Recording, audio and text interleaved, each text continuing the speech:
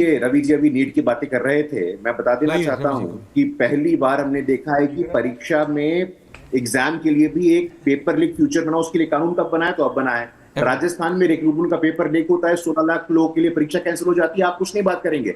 पहली बार देखा है केएस राधाकृष्णन कमेटी की रिपोर्ट बनी है, सीबीआई ये जांच कर रहा है, लेकिन आपको चीजें नहीं दिखेंगी। सुप्रीम कोर्ट का ऑब्जर्वेशन पढ़ के आइएगा, आपकी आस्था है कि नहीं है सुप्रीम कोर्ट में? सुप्रीम कोर्ट ने कहा है कि अंतिम निर्णय होगा रीटेस्ट करना, retest will be the last option, ये सुप्रीम कोर्ट का ऑब्जर्वेशन है। जरा सुन लीजिए, अब आप सुप्रीम कोर्ट को पढ़ के आइएगा।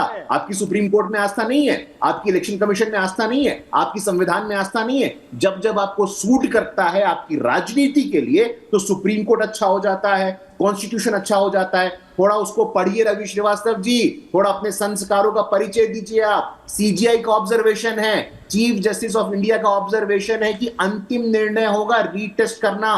कुछ घटनाओं की वजह से 24 लाख बच्चों के भविष्य को हम अंधकार में नहीं डाल सकते हैं। 24 लाख बच्चों का भविष्य सरकार की सर्वोच्च प्राथमिकता है, हमारी टॉप मोस्ट प्रायोरिटी है। आप नहीं बोलेंगे राजस्थान में 16 लाख लोग प्रभावित हो जाएंगे।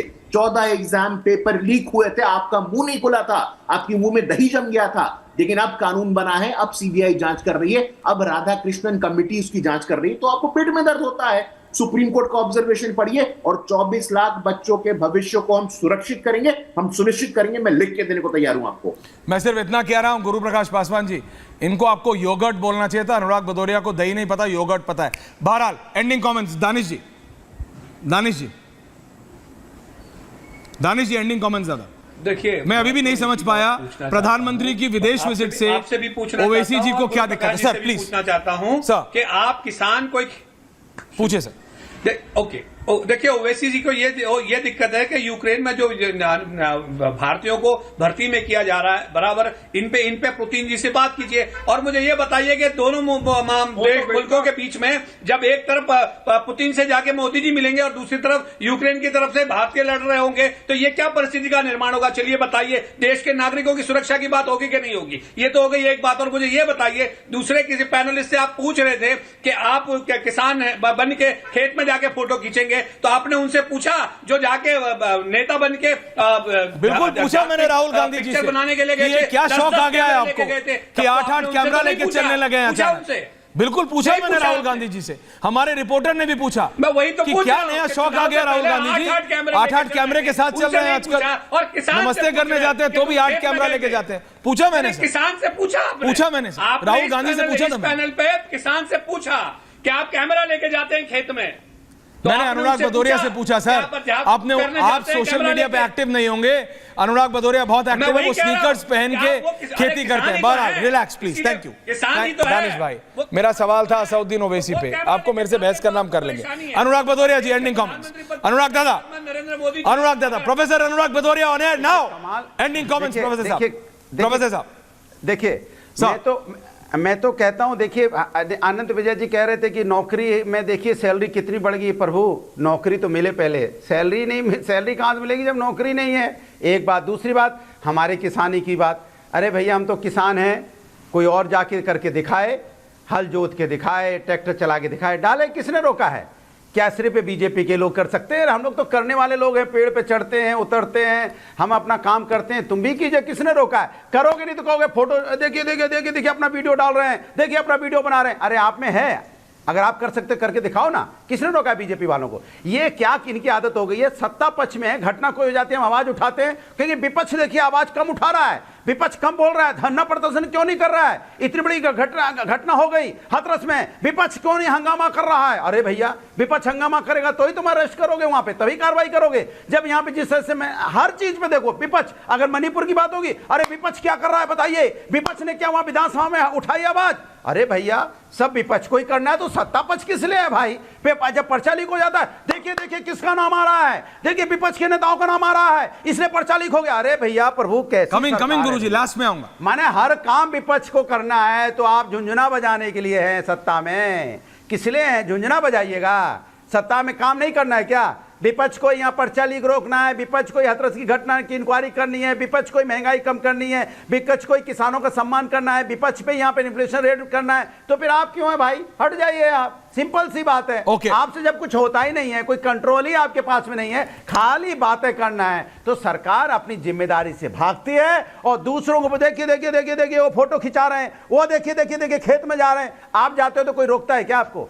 या बीजेपी के नेता जब कैमरा लेके जाते हैं कोई रोकता है क्या उनको? कैमरे की फोटो डालते हो ना, रोकता तो आपको भी कोई नहीं है। अरे पर्सनल मत, कल 2 डालिएगा, अरे कल 2 डालिएगा, जवाब दे दीजिएगा गुरु जी। किसने रोका? कल 1 नहीं, कल 2 आएंगी, चावल की भी और गेहूं की भी। काम करने वाले लोग हैं भाई, हाँ सॉर्टेड आदमी है। आनंद विजय जी, आनंद विजय जी, एंडिंग अनुराग दादा, I like your video. I am the first person to look at it. Now relax, thank you, please. ऐसा मत कीजिए। अरे भैया धान, आनंद जी अगर धान रोपेंगे, आनंद जी रोपिए ना आप धान, रुकिए पर वो महंगे वाले स्पोर्ट्स शूज उतार दीजिए। आनंद जी नाउ रिलैक्स, अनुराग जी रुक जाइए। आनंद जी हाँ, मैं सिर्फ ये कह रहा था कि आज मुझे लगा था कि अनुराग जी बड़े बाल में क्या स्पाइक बना के आए थे, तो मुझे लगा था कि आज थोड़े हीरो टाइप लग रहे हैं, तो आज थोड़े कम आक्रामक होंगे। लेकिन जब आप हम लोगों से सवाल पूछ रहे थे, पता नहीं कौन सा आर्टिकल पढ़ लिया उन्होंने। ओ भाई साहब, अनुराग भदौरिया, ऐसे ना करो प्रभु, ऐसे ना करो, आप हमारे मित्र हो, ऐसे ना करो। मेरा एक दफ्तर सर, एक चैनल में थे, हो गए, हमारा दफ्तर था श्री राम सेंटर में। अब इसका क्या करें मैं बता रहा हूँ, अनुराग जी की सही जगह, इनका जो असली बड़े हैं तो गुरु जी, आप इनको भैया मैं बता रहा हूँ, इनका जो सही, मैं बता रहा हूँ, इनके टैलेंट को अभी तक सही पहचाना नहीं है। इनका टैलेंट सही श्री राम सेंटर में है, उस बड़े पर्दे पे है इनके टैलेंट को किसी ने पहचाना नहीं है। और आप स्पाइक बता रहे हो, इनके टैलेंट को पहचाना नहीं है। आई एम सीरियस अबाउट इनके टैलेंट को लोगों ने पहचाना नहीं। आनंद जी अब टाइम कम है, प्लीज, थैंक यू। तो ऐसे ही रहते, आनंद जी जल्दी गुरु जी के पास देखिए, तेल देखिए। आनंद जी छोड़िए, ये अपना पूरा 50 मिनट कर सकते हैं। देखिए मैं बता रहा हूँ, ये सबकी नौकरी खा जाएंगे, ये आएंगे अकेले 50 मिनट करेंगे, जाएंगे। मैं सिर्फ इतना कह रहा हूं कि आज मैंने ऐसी कोई बात नहीं कही जिसमें बाल नोचने जैसी स्थिति हो सकती थी, इसलिए छोड़ दीजिए। मैं सिर्फ ये कह रहा हूं कि विपक्ष की बातें अभी बहुत सारी हो रही थी, विपक्ष के बारे में सुनने को भी बहुत सवाल विपक्ष से भी होंगे, सवाल सत्ता पक्ष से भी होंगे। और अभी एक सज्जन दिल्ली के मुख्यमंत्री के विदेश जाने की तुलना प्रधानमंत्री के विदेश जाने से कर रहे थे, मैं उस पर टिप्पणी करने योग्य भी नहीं समझता हूं उसको। Okay, point taken. Guru ji, Guru Prakash Paswan साहब, ending comments, reply to all, 45 seconds. मैं बोलना चाहता हूं, आपको पूरा अधिकार है, आप हाथरस पे सवाल पूछिए, आप दिल्ली पे सवाल पूछिए, लेकिन आप जब तमिलनाडु में हूच ट्रेजेडी में 62 लोग दलित समाज के मारे जाते हैं, तब आपका मुंह नहीं खुलता है। जब संदेश खाली में दलित आदिवासी महिलाओं का रेप होता है, तब आपका मुंह नहीं खुलता है। ये सेलेक्टिविटी मत करिए, ये सेलेक्टिव अमनीशिया से ग्रसित मत रहिए। कम से कम जब भारत कोई प्रधानमंत्री जाता है, बाहर जाता है, तो संपूर्ण देश का वो नेतृत्व करता है, संपूर्ण देश का वो प्रतिनिधित्व करता है। ये सेलेक्टिविटी से बाहर निकलिए। आज भारत पूरे दुनिया में 5वीं सबसे बड़ी आर्थिक ताकत बना है और तीसरी बनने वाला है। मुझे पता है अनुराग जी इस बात को नहीं पचा पाएंगे।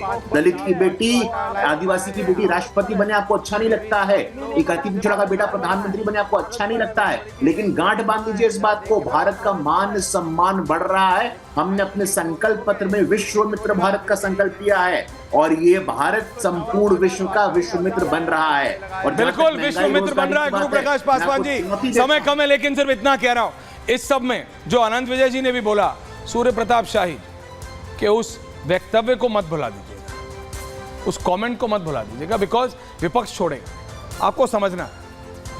और जनता भी देख रही है, विपक्ष जो सही मुद्दा है उसको उठाए।